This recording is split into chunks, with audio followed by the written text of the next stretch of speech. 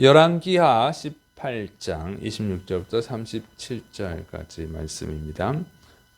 첫째로는 이제 유다의 신하들이 비굴한 간청을 하는 내용입니다.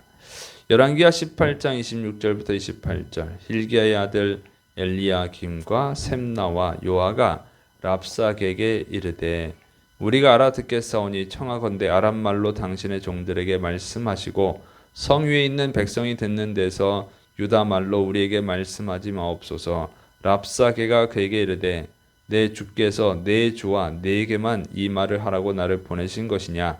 성 위에 앉은 사람들도 너희와 함께 자기의 대변을 먹게 하고 자기의 소변을 마시게 하신 것이 아니냐 하고, 랍사게가 드디어 일어서서 유다 말로 크게 소리질러 불러 이르되 너희는 대왕 아수르의 왕의 말씀을 들으라. 아수르 왕 사네립이 이제 신하 랍사게를 보냈죠. 그래서 이 얘기를 하는 거예요. 히스기야 왕과 여호와님을 조롱하면서 항복하라고 위협을 한 것이죠. 그때 이제 그 히스기야 왕, 그 유다 왕국의 신하들이 랍사게에게 간청을 한 거예요. 엘리야김, 셈나, 요아가 이제 간청을 했는데 성 위에 있는 백성들이 듣고 있으니까 그냥 아람 말로 해달라. 우리가 다 아람 말을 안다. 그러니까 유다 말, 그러니까 뭐 유대 말, 그러니까 뭐냐면은 그 히브리어로 말하지 말고 아람어로 얘기해달라고 이제 간청을 한 것이죠. 그 말을 듣고 랍사게가 하는 말이에요. 아수르 왕께서 너희와 너희 왕한테만 이 말을 하라고 한 것이냐? 그렇지 않다. 나를 보낸 거는 성 위에 있는 사람들도 다 항복하라고. 항복하지 않으면 대변과 소변을 먹게 될 것이다고 경고하라고 나를 보낸 것이다. 뭐 이런 식으로 더 크게 막 그냥 유다 말로 얘기하는 것입니다. 근데 여기 보면은 그 유다 왕국의 신하들, 그러니까 히스기야 왕의 신하들이 이 부탁을 한 것이 참 어처구니 없는 부탁이죠, 사실은. 아니, 적군이 그 부탁을 들어주겠어요, 그죠?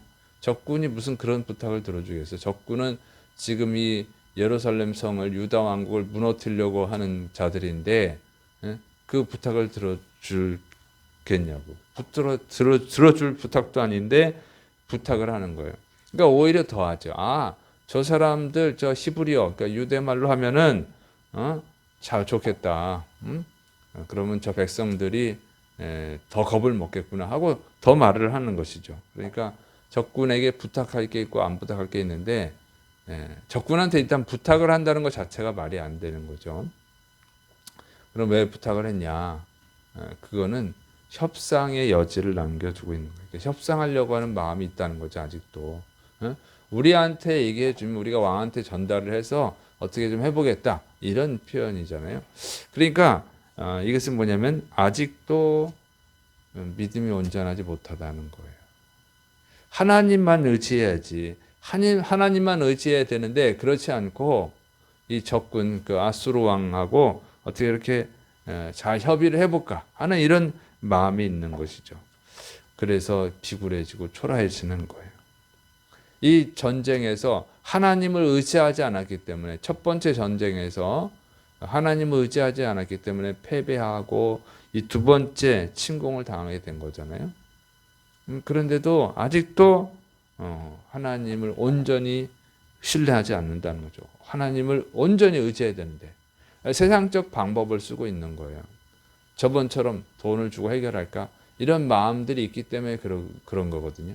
그러니까 예수님 믿는 사람들이 자꾸 세상적 방법을 찾으면 비굴해지고 초라해지는 거예요.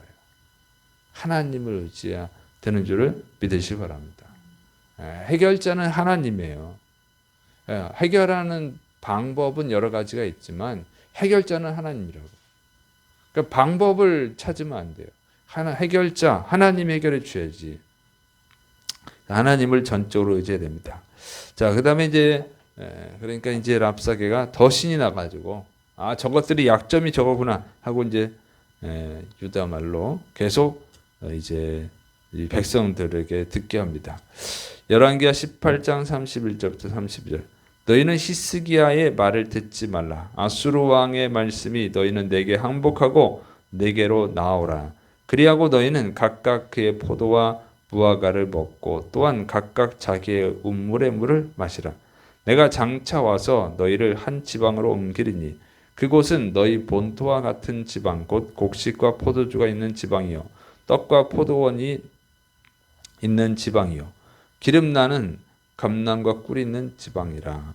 너희가 살고 죽지 아니하리라. 히스기야가 너희를 설득하여 이르기를 여호와님께서 우리를 건지시리라 하여도 히스기야에게 듣지 말라.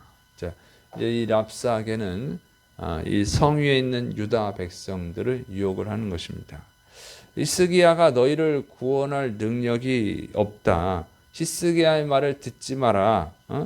아수르 왕의 말을 들어라. 그러면 너희가 포도와 무화과를 먹고 또 각자의 운물에서 물을 마시게 될 것이다. 그리고 곡식과 포도주, 빵과 포도원이 있고 감람과 꿀이 있는 지방으로, 그러니까 지역으로 아수르 왕이 옮겨줄 것이다. 이렇게 유혹을 하는 것이죠. 그런데 이 말을 들어보면 지금 그 예루살렘 성의 상황을 알 수 있는 거예요. 먹을 것이 다 떨어졌다는 거죠. 먹을 게 없는 상황이에요. 그러니까 조금만 더 지나면 이제 함락될 거예요. 먹을 게 없으면 싸울 수가 없잖아요. 그래서 이렇게 비참해진 상태가 된 거예요. 하나님을 의지하지 않고 항복하고 돈으로 해결한 결과가 이렇다고 하는 것이죠. 그래서 하나님을 의지해야 되는데 끝까지 의지해야 되는 거예요. 하나님은 그걸 보기를 원하십니다. 정말 어려운 상황에서도 하나님을 의지하는지 의지하지 않는지 그걸 보는 거예요. 그래서 이 성경을 잘 보면 정말로 절박한 상황까지 가는 경우가 많죠. 거기서 하나님이 역사하신단 말이에요. 또 그렇게 해야지 하나님이 역사하셨구나, 하나님이 도와주셨구나 하는 것을 알 수 있습니다. 그렇지 않고 뭐든지 순탄하면 하나님을 찾을 일도 없고 하나님이 도와주셨다고 생각지도 않고 그러면 지옥에 가는 거죠. 그래서 하나님 우리가 끝까지 의지해야만 되는 줄을 믿으시 바랍니다. 자, 그다음에 이제 하나님을 조롱하는 거예요. 열왕기하 18장 33절부터 35절.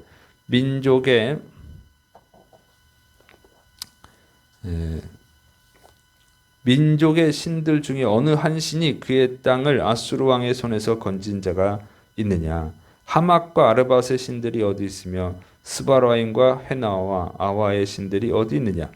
그들이 사마리아를 내 손에서 건졌느냐? 민족의 모든 신들 중에 누가 그의 땅을 내 손에서 건졌기에 여호와님이 예루살렘을 내 손에서 건지겠느냐 하셨느니라. 그러니까 랍사게는 이제 히스기야 왕과 여호와 하나님을 의지하지 말라고 하면서 그 이유를 설명하는 거예요. 아수르 왕이 여러 나라를 정복을 했는데 그때에 그 정복당한 나라의 신들이 있었다. 하맛과 아르밧과 스바라임과 헤나와 아와 등 많은 그 신들이 있었는데, 많은 민족의 신들이 있었는데 그 신들이 아수르 왕의 손에서 그들을 건져냈느냐? 그렇지 않다 하는 거죠. 자, 이걸 근거로 해서 여호와 하나님이 너희를 구원할 거라고 하는 말, 그 말 듣지 마라. 그 속임수다. 이미 여러 나라의 신들이 자기 백성을 구하지 못했는데 여호와 하나님이 뭐 특별하다고 구원할 수 있을 것 같으냐? 빨리 항복해라. 뭐 이런 얘기를 하고 있는 거예요. 그러니까 이 하나님은, 여호와 하나님은 다른 신하고 다르죠. 다른 신들은 그냥 다 사람들이 만들어낸 가짜 신이잖아요. 여호와 하나님은 온 우주 만물을 창조하신 진짜 신이고, 그럼에도 불구하고 이렇게 하나님까지 조롱을 당하는 거예요. 그러니까 이 아수르 왕 사네립이 여호와 하나님을 존중하는 척했지만 이제 드디어 본심을 드러내는 거죠. 그래서 믿음의 사람들이 믿음을 포기하면 결국은 하나님까지 조롱당하는 거예요. 믿음의 사람들이 하나님을 끝까지 의지해야 하나님이 역사하시고 하나님이 능력을 행하셔서 이 믿음의 사람들을 구원해 주시고 하나님의 영광을 나타낼 것인데, 믿음의 사람들이 포기해버리면 하나님 역사하시지 않잖아요. 그러면 이런 불행한 사태가 일어나는 거예요. 그래서 우리가 믿음을 포기하지 말아야 되는 것은 우리 자신을 위한 것도 있지만 우리를 위해서 독생자를 보내주신 하나님, 독생자이신 예수님, 우리를 위해 십자가에서 죽어주신 그 은혜를 생각해서라도 우리가 포기하면 안 되는 줄을 믿으시기 바랍니다. 근데 믿음의 사람들이 믿음을 포기할 때 항상 하나님이 조롱을 당하는 거예요.